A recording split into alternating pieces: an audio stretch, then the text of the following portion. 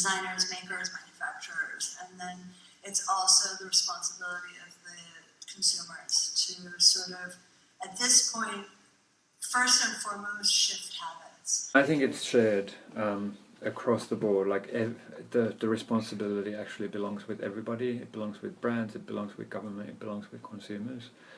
I mean, I think as a designer, you have to educate the consumer and tell the stories. I think brands are starting to recognize the responsibility to communicate to their customers. You know, change the way people think, and you know, I would become the new normal. You know, fast fashion has really messed our brains up. Yes, everybody wants fast fashion, cheap as possible. And trying to explain clothes to people who just wear them and have very little investment in them otherwise is just like, okay, so I know that you can get this at a store for $19, but the reason why you can get that at a store for $19 is because they made like 1 million of that shirt. But like there's clothes that are also made that are meticulously worked on, and people put their like literal sweat and tears into the clothes, and that just changes a little bit the value of the clothing, right?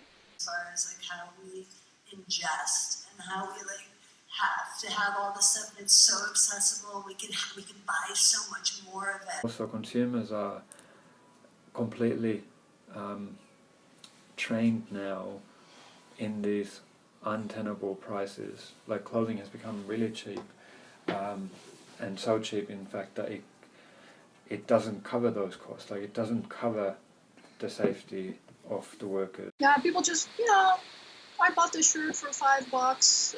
Let me throw it out next month and just get another one.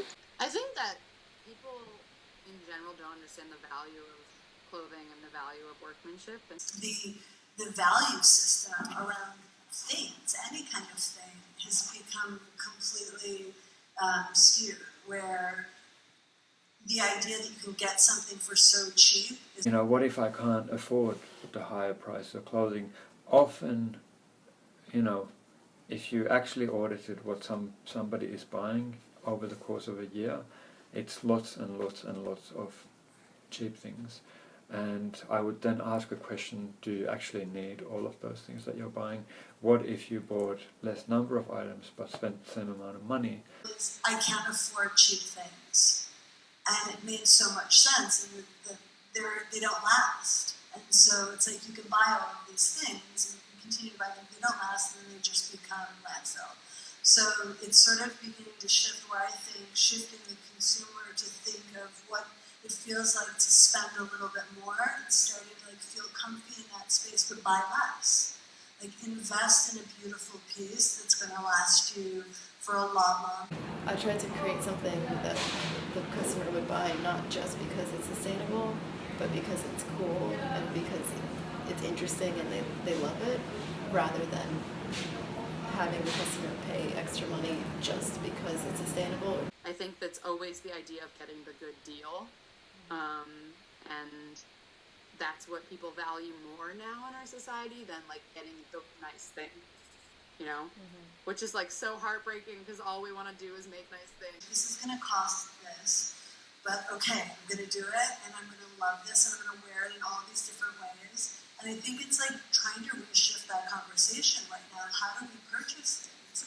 Are we doing it with thought or without thought? And the only reason I found out about sustainability was through my education, right? Educate the customer and open their eyes a little bit of something that needs to change or that they can make a difference in some small way.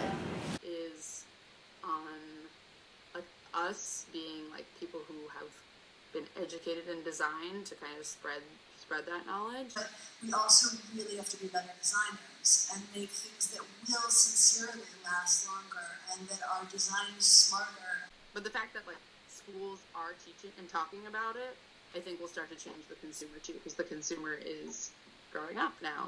And once you start to learn the shit that the fashion industry does to the world, you're like, oh no. Vintage shops as well, because, you know, I like to really find treasures. I tell them what I'm looking for, and then I go and I select what I want. It's time consuming. It's a full on day of, you know, Yeah. sorting one by one. Vintage finding and like updating pieces. I got into a lot of like handwork and embroidery. I don't feel the need to like necessarily make whole new garments all the time now, as opposed to like finding things and making them new. Tapping into what's already there, because there's just so much out there that is not being used. Go with the flow. I don't have any plans. I just grab whatever I think is going to make something awesome. I just, no planning, no, I need this color. I have not sketched the designs first. I have kind of just had it in my head. I can actually work with everything. There's nothing, I don't have any restrictions. I can work with everything. Yeah. What I do with my scraps, I'm looking into, you know, ways to not throw them out. So I'm doing a collaboration with another designer, Zero Waste Daniel, who does he does his whole collection out of scraps, basically. So now he's doing this new thing called Reroll, where he will roll up in individual designer scraps for them into fabric. You know, I use everything. I do not throw away anything. If I cut off a collar from a shirt, I have a box of collars. I mean, she was pretty unusual because at the time, the idea that you would use clothes to make clothes was seen as almost like cheating. Both faculty and other students perceived it as like she was taking an easy way out. Because now I am not considered as a normal fashion designer. You know, I'm not part of it locally. I'm not part of it, you know, of the fashion industry, how it is today.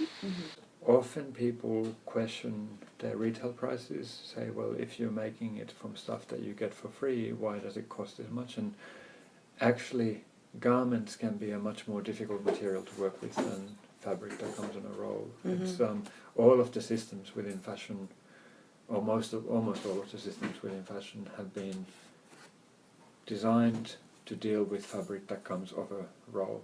Like, oh my God, that is so expensive, what you're making, and you know, it's secondhand. Why is it? Well, and often people don't get that recycling can be a very resource-intensive process as well.